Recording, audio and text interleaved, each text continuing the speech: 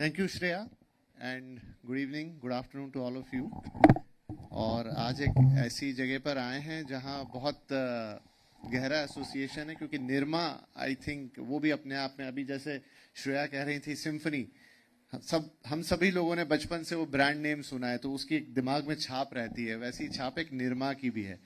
I think वो कहीं एक आइकॉनिक निरमा गर्ल हमने बाहर एक मैन्युस्क्रिप्चर में भी देखी है आपके डिपार्टमेंट के बाहर, and that is literally beautiful.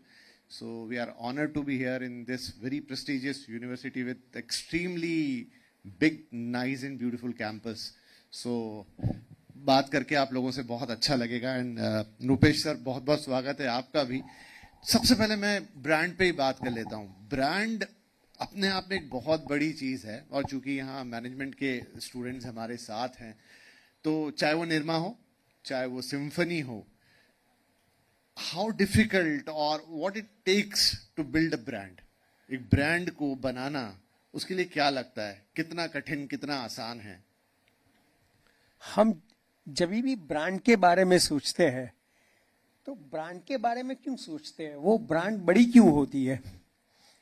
क्योंकि it signifies trust, confidence, quality, reliability.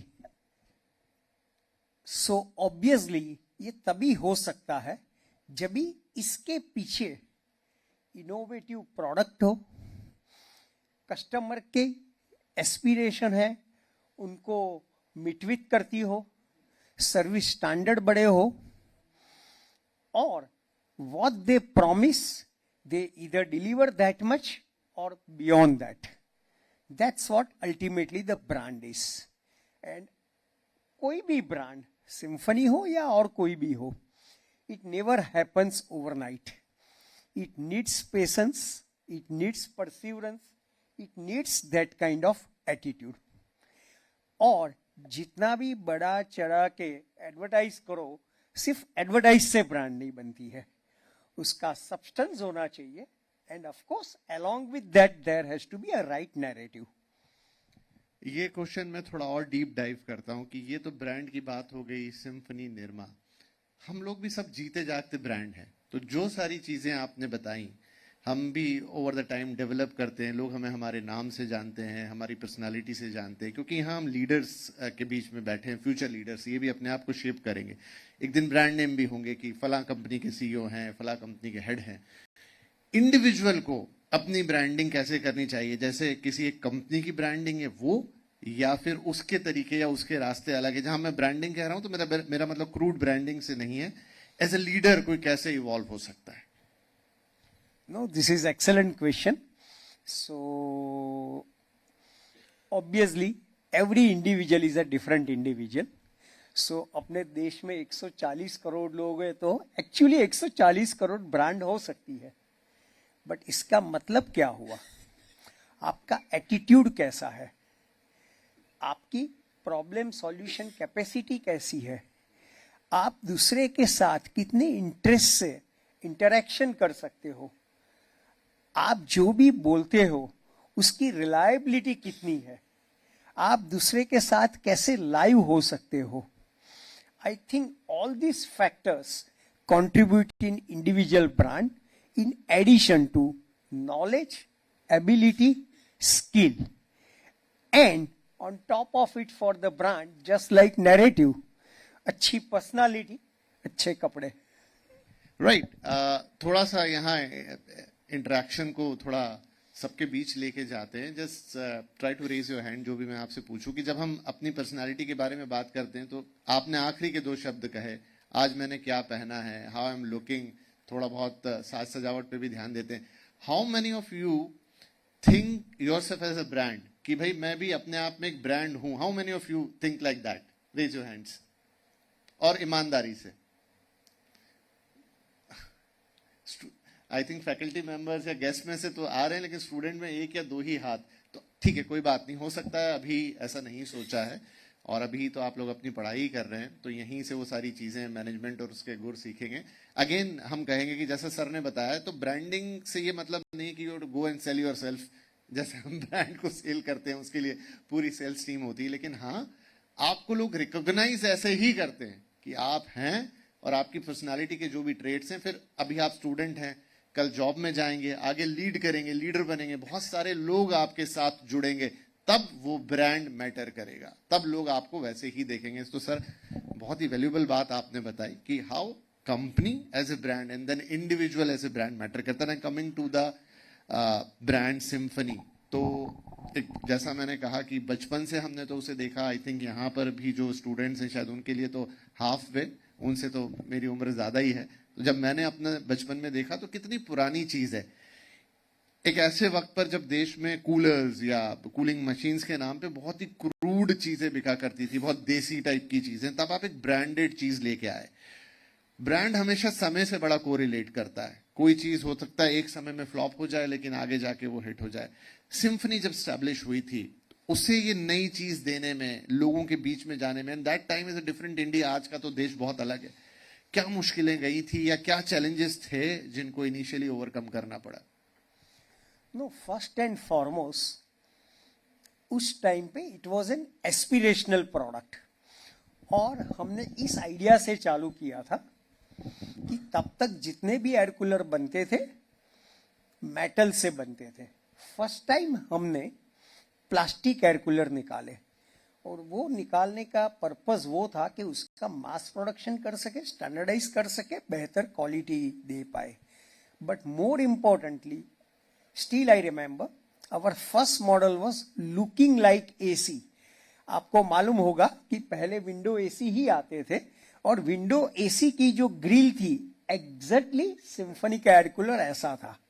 So customer के लिए वो एस्पिरेशन था कि डिस्पाइट एयर कूलर, इससे सिर्फ 20% पे करके मैं एसी जैसी प्रोडक्ट, बढ़िया फीचर्स और परफॉर्मेंस ले रहा हूं, and then rest is the history.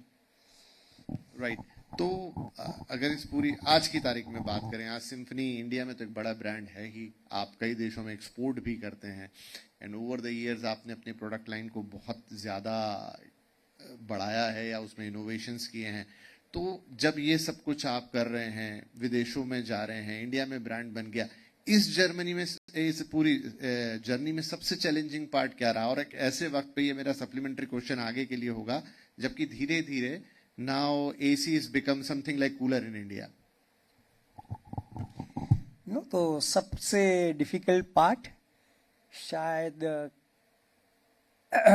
थोड़े लोगों को मालूम होगा, 2002 में Symphony had been a chapter 11 company, bankrupt company, BIFR company हो गया था 2002, आज से 23 साल पहले। और इतनी खराब परिस्थिति थी कि जब अपने कोई फैमिली मेंबर कई दिनों तक वेंटिलेटर पे होता है, और फिर अपने कोई वडील आके एडवाइस दे कि वेंटिलेटर निकाल दो, इसको इतने हैरान क्यों होने देते हैं, exactly that is the kind of the advice we used to get, because the amount of the debt, legal cases, stress, exactly it was like that. However, through variety of strategies, we successfully came out of that, and to an extent, आज की तारीख में it has become a case study in many Ivy League and many business schools. आपका दूसरा जो question था, पर अब मैं और सवाल, आपने तो ऐसी बात बोल दी, ये मुझे ना पता था और शायद कल्पना में भी नहीं होगा कि एक इतना बड़ा ब्रांड 2002 में ऐसी स्थिति आई कि बैंकरप्सी फाइल करनी पड़ गई। ऐसी क्या गलती हो गई है, ऐसा क्या हुआ कि यहां तक नौबत चली गई? So until 98-99 company was doing very well, और शायद आप या और कोई, कई लोग पूछते भी है आप दूसरी प्रोडक्ट्स में क्यों नहीं है, तो उसका रूट वहां से है। हमने 97 से 2001 तक बहुत सारी कंज्यूमर ड्यूरेबल प्रोडक्ट्स में डाइवर्सिफाई किया था, including washing machine, air conditioner, flour mill, heater, water heater, and you name it. And in many products, as per our DNA, they were quite superior products in terms of the technology, performance, but due to variety of reasons, वो products fail हो गई, and that led to the sickness. So finally we decided our core competence lies in air cooling. हम ऐसा सोचा कि पहले सिर्फ India ही और इंडिया के कई रीजन्स ही हमारे मार्केट है. Let's have entire world as a market और एयर कूलर में ऐसा धमाका करो कि कस्टमर्स और ट्रेड चैनल सामने से आए. So let's emphasise a lot on innovation in terms of the features, performance, design. और तब तो ऐसी सिचुएशन थी कि बिजनेस चलाने के लिए पैसे भी नहीं थे. तो ऐसी प्रोडक्ट बताओ कि ट्रेड चैनल सामने से एडवांस में पैसा दे, उससे ही प्रोडक्शन करो और उसमें से ही बना के धंधा करो. And that really work. And we became asset light, capital light, working capital light. और आज की तारीख में we own more than 600 intellectual property rights. वो शायद इंडिया की जो कई सारी कंज्यूमर ड्यूरेबल कंपनी है अक्रॉस द प्रोडक्ट्स, उनके पास भी इतने आईपी राइट्स नहीं है. और हमारे पास पेटेंट ही 70 प्लस है, डिजाइन राइट्स करीबन 140 प्लस है. जी, तो आपने कहा कि आपकी जो सिम्फनी की जर्नी है वो कई बड़े 20 स्कूल्स में केस स्टडी है. अब जो आपने पूरी घटना बताई, इसमें दो बातें मुझे नजर आ रही है. एक तो आपने डाइवर्सिफाई करने की कोशिश की और आप फेल हो गए. आज के कोई भी बिजनेस में एक जनरल रूल सा दिखता है कि जब एक लेवल की स्केलिंग आ गई उसके बाद आपको लगता है कि आपने डाइवर्सिफाई नहीं किया तो आप फेल हो जाएंगे या बैंकरप्ट हो जाएंगे, क्योंकि एक चीज पे रिलाय होकर नहीं चल सकते. लेकिन सिम्फनी के साथ उल्टा हुआ, ये कैसे? See, there are both kind of success stories. There are conglomerate like Reliance, Adani, Jindal, across the field successful है. And there are companies like Coca-Cola, Colgate, Nestle, they super specialize in limited category. So, जब भी आप कोई consultant के पास जाओगे तो consultant का जवाब क्या होगा? यदि आप डाइवर्सिफाई हो और अच्छा नहीं कर रहे हो, आपने गलत किया, आप अपनी कोर कॉम्पिटेंस पे फोकस नहीं दे रहे हो, इसलिए आपका परफॉर्मेंस अच्छा नहीं आ रहा है. Focus on core competence. और जब भी सिंगल प्रोडक्ट कंपनी हो, कोर कॉम्पिटेंस पे फोकस दो, तभी वो कंसल्टेंट का टिपिकल आंसर ऐसा होगा, आपकी ब्रांड है, आपका डीलर डिस्ट्रीब्यूशन नेटवर्क है, सिर्फ प्रोडक्ट ही लगानी है, डाइवर्सिफिकेशन क्यों नहीं करते हो? Point is ultimately what you know the base, जो जिसमें आपका डीएनए है.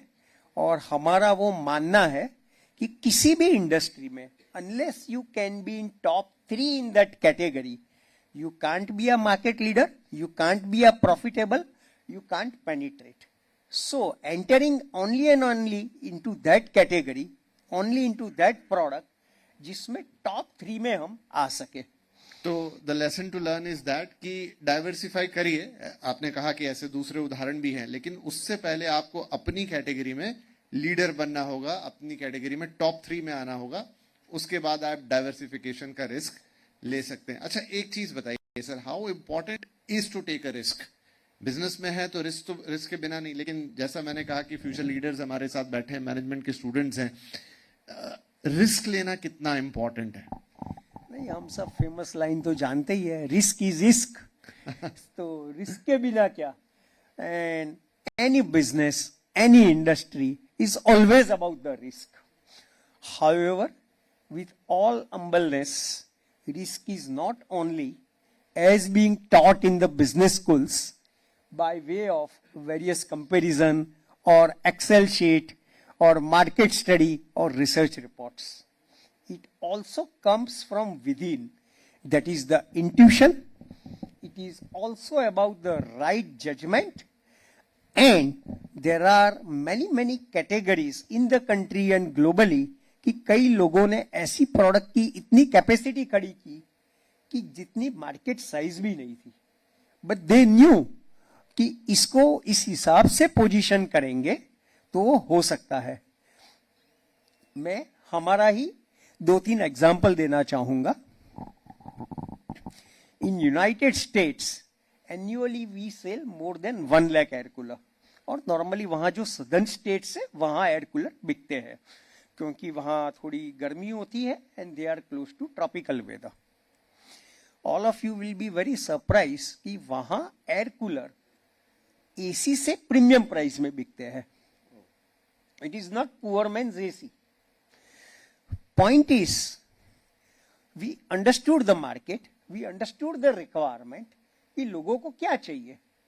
तो नंबर 1, लोगों को घर के अंदर भी चले, घर के बाहर भी चले, मीन्स इंडोर आउटडोर एप्लीकेशन. तो it was a marvellous for them. ऐसी प्रोडक्ट जो बीच पे भी ले जा सके, गैरेज में भी ले जा सके और रूफ पे भी ले जा सके. Secondly, there is a class of customer which strongly believes in environment friendly product. कि एयर कंडीशनर में तो CFC गैस रिलीज होता है, तो this is environment friendly product. And thirdly, we found out in many states in US, if environment friendly products are used, they give decent concession in their gas bill. Now product is the same, but these were the points which we could touch upon and address the market. Point is, in anything and everything, how you understand the customer requirement and address it. It is very interesting to know कि आप America में जाके coolers बेच रहे हैं. मतलब मुझे idea भी नहीं था और ऐसे थॉट में भी नहीं आएगा, कभी सोचने में भी नहीं आएगा कि अमेरिका में कूलर बिकते होंगे. बट अगेन, अब मैं अपने देश की बात करूं, जो सवाल मैं थोड़ी देर पहले लेकर आया था कि अब जबकि इंडिया में air conditioner is no more luxury, it's become a household thing, और middle class, even lower middle class अब उसे अफोर्ड कर रहे हैं, लगा रहे हैं. ऐसे में सिम्फनी ने कभी नहीं सोचा कि वो एयर कंडीशनर्स बनाए? एक तो मैं आपको स्टैटिस्टिक्स दूं. सो इंडिया में करीबन 330 हाउस होल्ड्स है, 33 करोड़ जितने फैमिलीज है. उसमें से आज एयर कंडीशनर का पेनिट्रेशन 9% है. इट मीन्स 91% हाउस होल्ड्स आज की तारीख में भी ऐसे है कि जिनके पास एयर कंडीशनर नहीं है. आज से 10 साल पहले 96% हाउस होल्ड ऐसे थे. सेकेंडली, एयर कूलर का पेनिट्रेशन 19% है, मीन्स 81% के लोगों के पास एयर कूलर नहीं है, और करीबन 60% लोगों के पास फैंस है. सो हमें वो देखना है कि जो 81% लोगों के पास नहीं है, या जिसके पास भी है, तो घर में एक रूम तो नहीं होता है, मल्टीपल रूम्स होते हैं, शॉप्स होती है, रेस्टोरेंट्स होता है, कॉमर्शियल एस्टैब्लिशमेंट होता है. सो उसमें कितना पोटेंशियल है. सेकेंडली, कई बार एयर कंडीशनर वो परचेस तो कर सकेंगे, बट उसका जो इलेक्ट्रिसिटी बिल है वो अफोर्डेबल नहीं है. थर्डली, मैंने बोला कि वो इंडोर और आउटडोर के लिए भी होता है. तो by the way, in last 5 years CAGR basis पे air cooler industry is growing at about 16%, which is more than air conditioner. Just to correlate this with such other example, say middle east में, तो middle east में energy cost का या electricity saving का issue नहीं है, वहां one time purchase का इश्यू नहीं है. But in some of the middle east countries air cooler is a household product. The reason being, जब भी टेम्परेचर 40 डिग्री से ज्यादा होता है तभी बॉडी को मॉइस्चराइजेशन चाहिए, and air cooler is more effective. Okay, तो आपने जो 2002 में सबक सीखा वो आज तक आपके काम आ रहा है. To understand your market more, detailing में जाइए, समझिए और उसी में अपनी स्ट्रेंथ को बढ़ाइए. ये बहुत इंटरेस्टिंग है, इसीलिए शायद कई जगह पे केस स्टडीज ऐसा लग रहा है कि और सवाल मैं पूछता जाऊं, लेकिन समय की थोड़ी बाध्यता है. एंड आई थिंक जितनी बातचीत हुई उसमें इतना समझ में आया how to build a brand, either it's a company और yourself as a brand. Secondly, आप अपनी गलतियों से कैसे सीख सकते हैं. When it comes to the corporate things, आप अपनी गलतियों से कैसे सीखते हैं, और शायद गलतियां नहीं होगी तो आप सीख भी नहीं पाएंगे, और गलती से सीख के दोबारा कैसे खड़े हो सकते हैं, वो भी सिम्फनी की कहानी है. 2002 में बैंकरप्सी और now you are the number 1, और आप अमेरिका में जाके कूलर्स बेच रहे हैं. एंड इनफैक्ट और भी देश हैं उस लिस्ट के अंदर. एट लास्ट, यहाँ जितने लीडर्स बैठे हैं, हमारे फ्यूचर लीडर्स, उनको आप क्या 1 या 2 बातें बताएंगे कि respective of their studies, curriculum, किताबों में जो पढ़ रहे हैं, डिग्री उन्हें मिल जाएंगी, लेकिन दो एक बातें जो शायद किताबों से नहीं मिलेगी, वो रियल लाइफ एक्सपीरियंस से भी मिल सकती है और वो हमेशा काम आएगी, वो कभी इररिलेवेंट नहीं होंगी। First and foremost, everybody has an intuition. Trust your intuition and try to develop your intuition. I am sure it will lead you to a right judgment. Secondly, सिर्फ अपनी गलतियों से ही सीखे ऐसा नहीं है. इंटेलिजेंट पर्सन दूसरे की गलती से भी सीखता है. So always keep on observing around you, और उसमें से पॉजिटिव क्या है, नेगेटिव क्या है, वो एक ले लो. एंड थर्डली, आज की तारीख में कई लोग स्टार्टअप करना चाहते हैं. I have been deeply and closely associated with many startups. 99% fail होते हैं, 1% ही सक्सेस होते हैं. Point is ultimately cash, that is cash profit is the king. सिर्फ top line is a bubble. So cash is the reality and top line is the sanity. Right. वैसे ये सवाल हम हर जगह पूछते हैं क्योंकि ज्यादातर मैनेजमेंट स्टूडेंट्स ही हमारे साथ होते हैं. How many of you want to do startups? कोई है यहाँ जो ऐसा सोच रहा है? Okay. And rest of the people? बड़े पे पैकेज वाली सैलरी वाली जॉब, राइट? नहीं, वो भी गलत नहीं है, राइट? और वहां से सीख के, जो आप कह रहे हैं, सर कह रहे हैं कि दूसरों की गलतियों से भी सीखना चाहिए, तो दूसरे के पैसे पे उसकी गलती से सीख के 4 साल बाद भी अपना स्टार्टअप कर सकते हैं. That's fine. Thank you sir, thank you very much. और बहुत इंटरेस्टिंग रही है पूरी बातचीत. मन तो कर रहा है कि थोड़ा और बढ़ाऊं इसको आगे, लेकिन समय की बाध्यता है. और जो आपने लेसन्स बताए, which are true life lessons, I think हमारे स्टूडेंट्स के लिए और फ्यूचर लीडर्स के लिए बहुत काम के होंगे. Thank you. Pleasure. Thanks for having me यार.